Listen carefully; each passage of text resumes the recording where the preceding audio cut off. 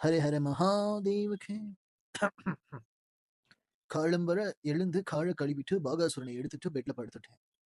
அதுல கமெண்ட் செக்ஷன்ல ஒரு சில பெண்கள் பேசியிருக்கிறது, அதாவது எந்த மாதிரி பேசியிருக்காங்கன்னா, பசங்க மட்டும்தான் வேலைக்கு போகணுமா, அந்த இதெல்லாம் உடைச்சிடலாம், நாங்களும் பசங்களுக்கு ஈக்குவல் தான், நான் வந்து அவனுக்கு சம்பாரிச்சு சோறு போடுறேன், அவன் வீட்டுல டிவி பார்த்துக்கிட்டு தேவைப்பட்டா பாத்திரமும் கழுவிட்டு இருக்கலாம் அப்படின்னு சொல்லக்கூடிய பொண்கள் அவங்களோட கமெண்ட் செக்ஷன்ல தூக்கிட்டு வாங்கடா அந்த செல்லத்தை அப்படின்னு உண்மையே தெரியாம உடான் சுட்டுட்டு இருக்க பக்தாளுக்கு உண்மையை உறக்க சொல்லலாமே அப்படின்னு ஒரு யோசனை. அதுக்காகத்தான் இந்த ஆடியோவை நான் உண்டாக்குறேன்.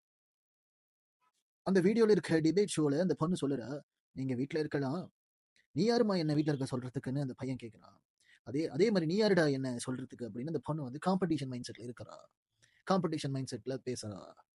ஸோ ஓவராலா என்ன தெரிய வருதுன்னா, இந்த பொண்ணு ஃபேமிலின்ற ஸ்ட்ரக்சருக்காக வரல, நீ என்ன பெரிய இவனாடா நானும் வேலைக்கு போக வேண்டான்னு மொத்த ஆண் சமுதாயத்து மேல இருக்க விருப்பம் இந்த வார்த்தையில கொட்டி மாட்டிக்கிட்டான். சரி, இதையும் நம்பி அந்த பையன் பொண்ணு கேட்க வரேன்னு சொல்றான். அதுக்கு அந்த பொண்ணு சொல்லுறா, மாப்பிள்ளை பார்க்க நாங்க வரோம்.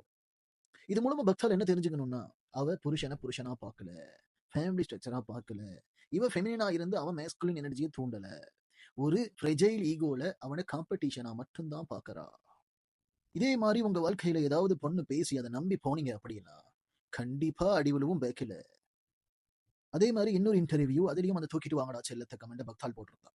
அந்த பெண் எவ்வாறு பேசுறதான்னு பாத்தீங்கன்னா, 26 வயசுல எப்படி ஒரு பையனால ஒரு வீடு வாங்க முடியும், சொந்த கார் வாங்க முடியும், கடன் இல்லாம இருக்க முடியும், எங்க அப்பாவும் அந்த மாதிரி நிலைமையில இருந்து தான் வந்தாரு அப்படின்னு சொல்ற பொண்ணை நம்பி கமெண்ட் செக்ஷன்ல திரும்பவும் அதே கமெண்ட், தூக்கிட்டு வாங்கடா அந்த செல்லத்தை.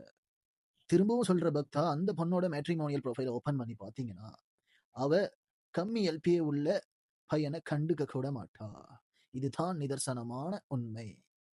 எப்படி சுவாமி இவ்வளவு கான்பிடண்டா சொல்லுறீங்கன்னு நீங்க கேட்கலாம். எல்லா பொண்ணுங்களுமே அப்படி இல்லை அப்படின்னு சொல்லலாம்.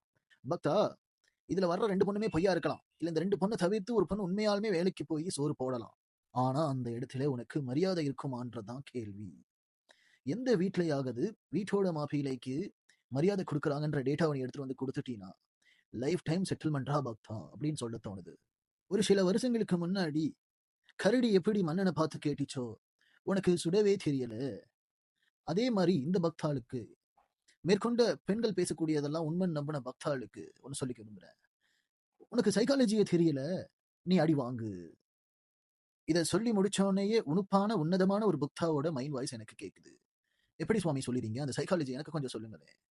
பக்தா, அந்த சைக்காலஜி பேர் ஒண்ணுமே இல்லை, ஹைப்பர் கேமி. பொண்ணுங்களோட எவல்யூஷன்ல தன்னை விட சோசியல் ஸ்டேட்டஸ்ல அதிகமா உள்ளவனை தான் மனதார விரும்புவாங்க, அவனை நினைச்சுதான் உருகுவாங்க, அவன் தலைவனா உள்ள ஃபேமிலியை தான் மெருகேத்துவாங்க, மெருகேத்த அரும்புவாங்க. திரும்பவும் சில பக்தா வரலாம், சுவாமி எல்லா பொண்ணுங்களுமே அப்படி கிடையாது. நான் அந்த பக்தாவை பார்த்து ஒன்னே ஒன்று தான் கேட்கிறேன், பல மில்லியன் வருஷம் எவல்யூஷன்ல நடந்தக்கூடிய டிஎன்ஏ மெமரியை நீ மாத்துறது அந்த பொண்ணு என்ன கடவுளாடா? அப்படி கடவுளா இருந்தா ஒரு சிமுலேஷன் கேம் நீயே உருவாக்கி அதுல போய் கூட கேம் விளையாடுறா, வாழ்க்கையில் விளையாடாதுன்னு சொல்லி இந்த ஆடியோவை முடிக்கிறேன். ஹரே ஹரே மகாதேவகே.